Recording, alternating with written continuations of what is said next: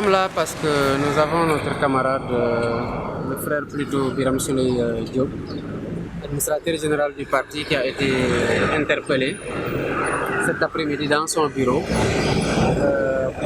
par la brigade de gendarmerie de Tchong. Pourquoi on ne le sait pas? Ce qui est constant, c'est que hier on a tenu une conférence de presse que Biram Souley Diop lui-même en tant qu'administrateur général du parti a animé en notre présence et en compagnie d'autres patriotes pour dénoncer la situation qu'on a décrite à Ziguinchor, à savoir que de façon vérifiée, des éléments portant un badge, il est mentionné gendarmerie nationale, section recherche, sont partis demander nos fiches de parrainage à nos militants qui ont refusé d'obtempérer, en leur disant que les fiches n'étaient pas ici, qu'ils étaient au siège. Ils sont allés au siège, on leur a dit que les fiches n'étaient pas au siège, elles sont au niveau de la maison de la maman du président Ousmane Sonko. Ils sont partis jusqu'à la demeure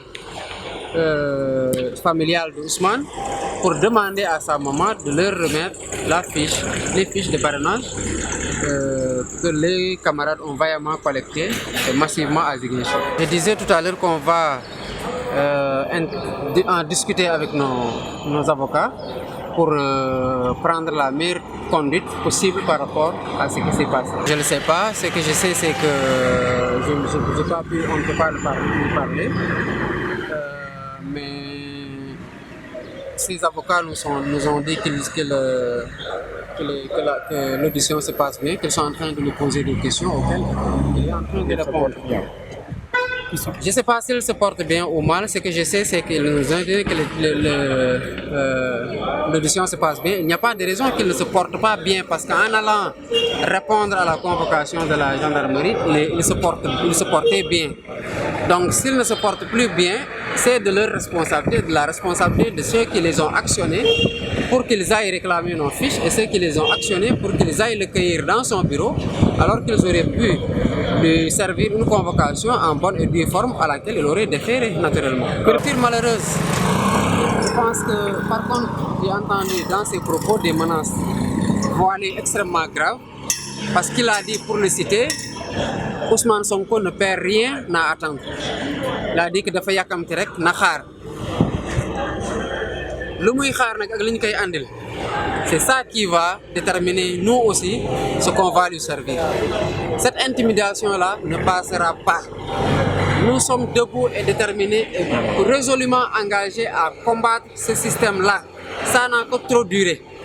Aujourd'hui, nous avons des vieillards avec près de 80 ans qui sont déclarés nommés délégués régionaux pour la collecte de signatures. Le pays est en train de sombrer dans le gouffre d'année en année. On ne peut pas continuer en tant que jeunes à regarder ça. C'est un combat de génération et nous allons l'assumer. Ce n'est pas des vieillards qui vont nous aider. Inutile de chercher à Ousmane Sonko des poux. Ousmane Sonko n'en a pas. Il n'y a pas de poux à chercher dans une tête à boule zéro. Ousmane est clean. Il l'a dit. Il a fait sa déclaration de patrimoine. Il les a défiés de rechercher partout où ils veulent, de remuer ciel et terre. S'il découvre un seul centime qu'il a pris qui ne lui appartient pas, qu'il l'enferme à vie. Ce défi-là reste permanent. Tout ce qu'ils peuvent inventer derrière par la suite n'est que chimère. Il n'y a rien qu'ils aient contre Ousmane. Ces méthodes archaïques-là ne nous font pas peur. La devise de notre parti, c'est le don de soi pour la patrie, et ça, nous y croyons. Ce combat-là, on va le mener pour le Sénégal, pour nos enfants, pour nos petits-enfants et pour nous-mêmes. Ousmane a un fief. Son fief, c'est le Sénégal tout entier. La collecte des signatures se passe excellemment bien. Ils avaient considéré que le PASTEF était un parti des réseaux sociaux. Nous leur avons démontré en un après-midi que nous pouvons aujourd'hui rivaliser en massification avec eux, malgré leurs moyens. Nos militants se déplacent en achetant leurs t-shirts. Nos militants se déplacent en supportant leurs frais de transport. Nos militants ont répondu massivement à l'appel de leur leader qui est en train de proposer quelque chose d'inédit au Sénégal. Ça, ils ne peuvent pas nous l'enlever. Moi, je pense que l'ensemble des cadres de la paix doivent apprendre à se respecter eux-mêmes. Quand Ousmane a écrit Pétrole et gaz, chronique d'une spoliation, ils ont tous fait des conférences de presse. c'est fini, plus personne n'en parle. Un livre, vous y répondez par un livre. Il faut un certain parallélisme des formes pour qu'il y ait équité dans le débat. Ce qu'Ousmane a écrit, il l'a consigné pour l'éternité dans un livre de 233 pages. S'ils veulent répondre à Ousmane Sonko, un simple post de Facebook qui va disparaître dans 48 heures sur le fil de l'actualité ne peut pas répondre à ce livre-là. Qu'ils prennent le temps pour cette fois-ci, au moins, de lire le livre et que toute l'armada, l'intelligentsia de l'APR se réapproprie ce livre, s'approprie ce livre-là et essaie d'y apporter des réponses. C'est ça qu'on essaie d'imposer au Sénégal. Un débat d'idées. Un débat d'idées. D'abord, c'est une pure invention une caricature de notre démarche. Nous allons organiser le séminaire programmatique des cadres patriotes le 29 septembre. Depuis le 15 septembre, et c'est vérifiable, nous avons mis en place une plateforme pour dire à l'ensemble des Sénégalais et des cadres qui se sont inscrits de faire leur contribution à l'élaboration du programme de PASTEF. Nous avons recueilli des milliers de contributions.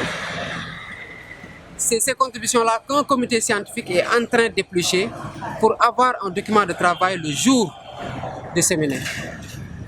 On ne peut pas parler d'une démarche solitaire dans ce cas-là. Nous sommes plutôt dans une démarche inclusive parce qu'il n'y a pas de programme plus inclusif que celui consistant à ouvrir une plateforme et de dire à ceux qui veulent proposer à PASTEF des solutions par rapport dans les différents secteurs de la vie publique, d'écrire et de nous adresser leurs contributions en faisant les diagnostics, en faisant des propositions concrètes et en suggérant des pistes de financement.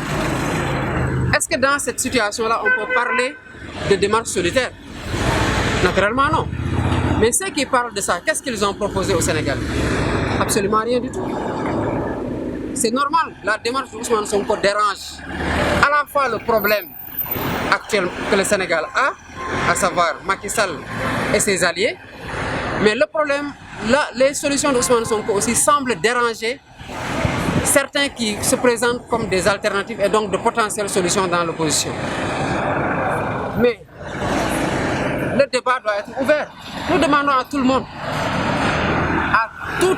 chaque personne est libre d'écrire un bouquin et de proposer ses solutions, qu'il l'appelle solution, qu'il l'appelle comme il veut, mais nous l'avons fait.